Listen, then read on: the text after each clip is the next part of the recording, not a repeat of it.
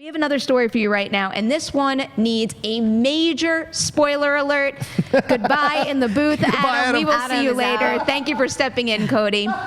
We want to address some quotes that surfaced online today about Avengers Endgame, and they address a major spoiler in the movie. So this is it. It's your last chance to tune out. We are going to jump into this story right now.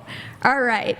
So hair-raising possibility. Whoever wrote that caption, hair-raising possibility. Thanks to Thad for that one. Well played. I like that. So one of the most devastating moments in Avengers Endgame is when Black Widow sacrifices herself in order to acquire the Soul Stone. And there are some quotes from screenwriters Christopher Markus and Stephen McFeely from, I believe it was a New York Times piece, and they revealed in that piece that there was a different version of that scene originally scripted, where it was actually Hawkeye who sacrificed himself, not Black Widow. Here's what McFeely said. There was for sure Jen Underdahl, our visual effects producer, read an outline or draft where Hawkeye goes over, and she goes, "Don't you take this away from her. I actually get emotional thinking about it." Marcus added, and it was true. It was him taking the hit for her. It was melodramatic to have him die and not get his family back, and it is only right and proper that she's done. So, do you guys agree with this take on this? Because I've heard both sides of the equation here, and I can understand what kind of motivates those feelings. I am of the opinion that that was a beautiful send-off for Black Widow, especially given one of the most emotional scenes towards the beginning of the movie, where she's basically breaking down after that communication she has with a bunch of the other surviving Avengers. I have mixed feelings about it. I have sat with it for a few days, and on the one hand, I do believe that it is a respectful and fitting end to a character that I feel like we only heard about. I would have, throughout the course of all of these movies, really loved to have spent more time with Natasha in a real way. I feel like there was a lot of heavy lifting that was done with Hawkeye and his family towards the end of this current phase. And that is for reasons, like, do you know what I mean? Like, it feels like the filmmakers and the team decided they wanted to invest in Jeremy Renner's Hawkeye, and so they gave him a family out of nowhere, and listen, that's not disrespect to any of the actors. They pulled it off beautifully, but that said, Natasha always got the short end of the stick to me, and so I feel conflicted because it's like, wow, okay, they really never quite did right by her. I don't know how I feel about it. I feel like Nathan Lane in Birdcage. I feel bewildered, confounded, whatever he says there. Yes. That's what it was an interesting moment, because I still don't think she's done, yet they're saying she's done. So I thought Volume 3, we've talked about this on one of our Avengers Endgame videos, that I think Volume 3 of Guardians of the Galaxy is going to be them trying to release Gamora and Black Widow from the Soul Stone somehow, because we didn't see a lot about that dimension at all. So I think it's still possible for her to come back. Her sacrifice was great. The back and forth between her and Hawkeye was so unexpected and a great moment in the movie. But if you kill Hawkeye, right, the most current thing is his family. The whole motivation of him becoming Ronin is to get his family back.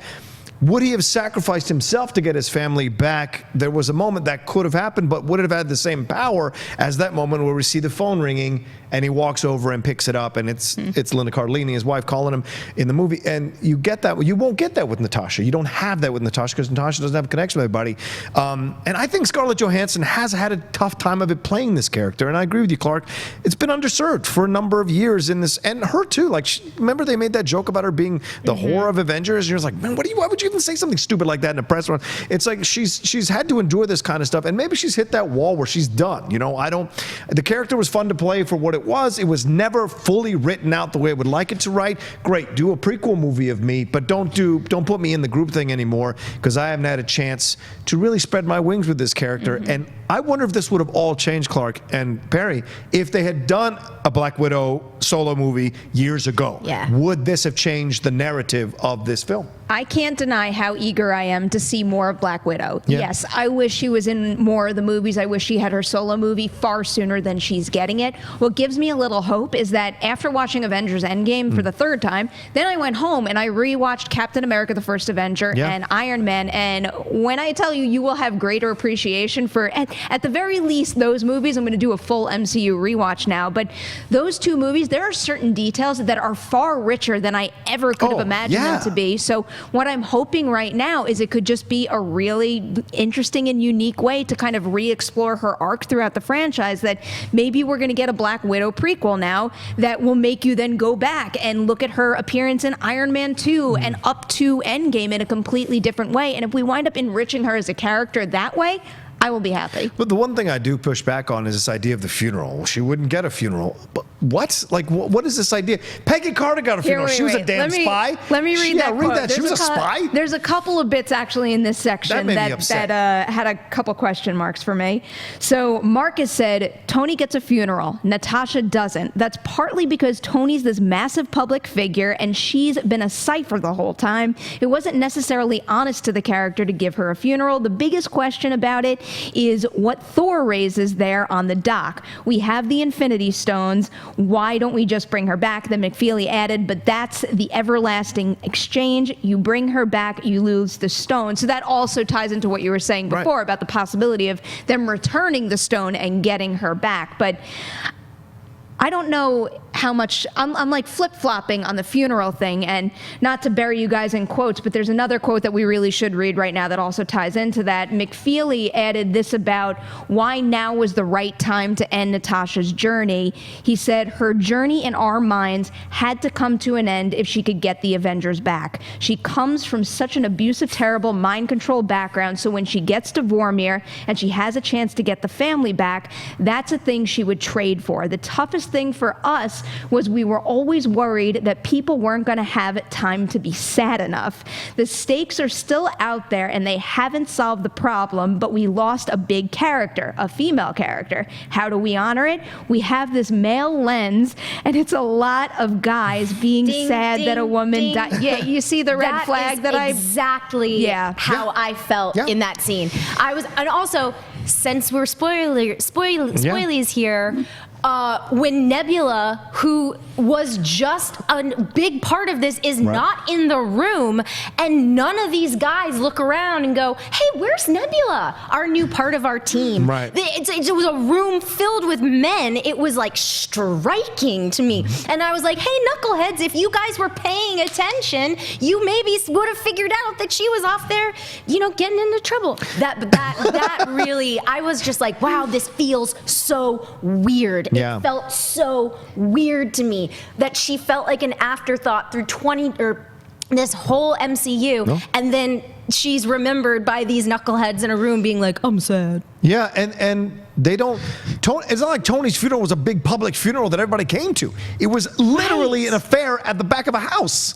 They could have given that to Natasha. They could have had a conversation where they actually echo what the fans have been saying. We should have paid more attention. We should have been there for. We should have found more time to spend time. God, now, but then you'd have had the mea culpa that I think a lot of female fans and men who watch this and can pick this out would have had an issue with watching the movie. That's why I think that quote funeral thing is bullshit. And admitting to the male lens, thinking you're saying the right thing when you're actually saying the wrong thing is incredible misstep there. And there's so much. And they underserved her even in this movie by having her die near the end, but not really end of the movie, and then just keep moving on because the stakes aren't done. And that's so frustrating overall. And I think that's might be why Scarlett walked away from this whole thing and was like, I'm just going to do my standalone thing and have fun. And no, one shot of all the ladies Avengers spinning around is not enough to counter what you've made mistakes on to these female characters. In the context of the film, I actually think that worked for me. I thought her actual death sequence was so beautifully done and those performances were so strong that I was rocked to the core in that moment. The fact that she is able able to sacrifice herself for this family that she was such a key part in constructing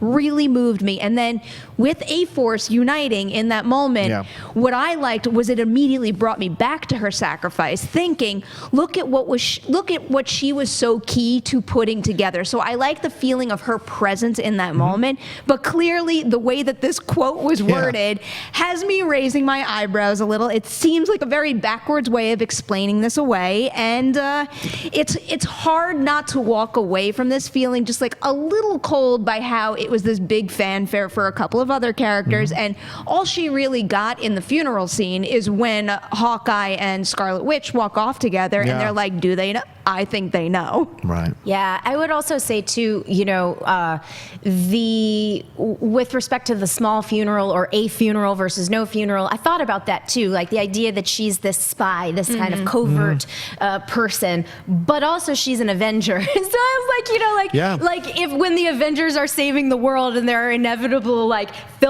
cameras or whatever, like she's there and I don't know, maybe that's a silly rationale, but especially for Hawkeye, who was vilified for years as being useless on the team. Right. Natasha suffered the same fate at times because she's just shooting weapons and fighting, but she deserved better because she was able to do more with the limited amount of screen time she got and the scenes she got. Scarlett made them live. Right. And what you say, Perri, you go back to what you said earlier about going back and looking at these MCU movies where she has integral roles in Captain America's journey and Hawkeye's journey. There's some real emotion like that when they recall Budapest on their way into Vormir. You're just like, there's more to explore here to kill her up. I'm hoping that they did this just to give it a little break, let the fans kind of accept that this gone, and then bring her back and really do right by her. That would be the smart move. We're done. Hawkeye's done his thing. Unless there's an X-rated Ronin movie coming, I don't need to see Hawkeye anymore other than in a TV show. But Black Widow deserves some kind of... I'm glad you isolated the TV show. Otherwise, you're kind of screwed there. Yeah. We've got a lot of Hawkeye coming our way. It's true. And you guys can bet we're going to cover it all here right on Movie Talk, because these Disney Plus shows, hey, they intersect with the MCU. So now we have an excuse.